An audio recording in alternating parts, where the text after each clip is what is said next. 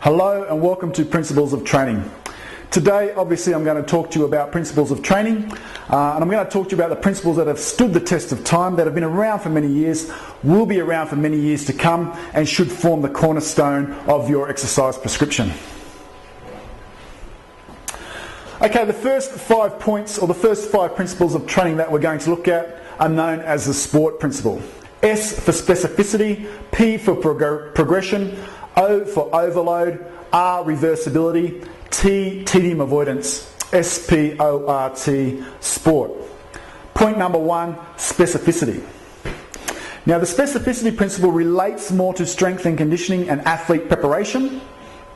Because we know with our fitness industry clients that our fitness industry clients will make progress towards their exercise goals, whether it be cardiovascular health and well-being, changing the way that they look in terms of their body appearance. Those goals can be achieved with all different types of exercise modes. However, for sports people and athletes, they want to improve at their specific sport.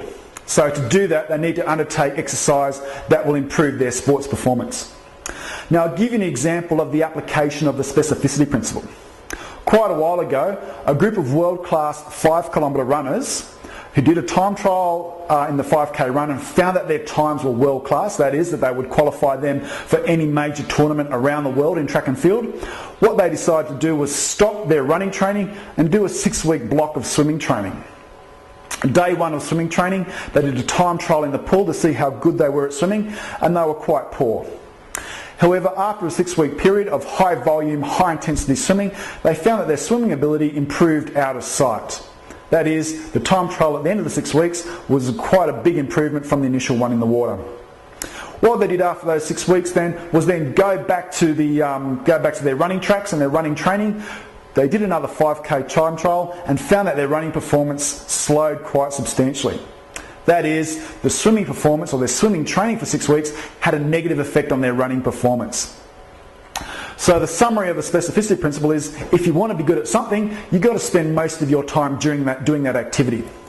And it actually goes a little bit further than that too. Let's say you're a 100-metre sprinter. The majority of your training time should be devoted to speed development over that distance or similar distances. In actual fact, if you'd spent time or a lot of time doing 5-kilometre or 10-kilometre runs as a 100-metre sprinter, you'll find that will actually have a negative effect on your sports performance over a 100-metre distance.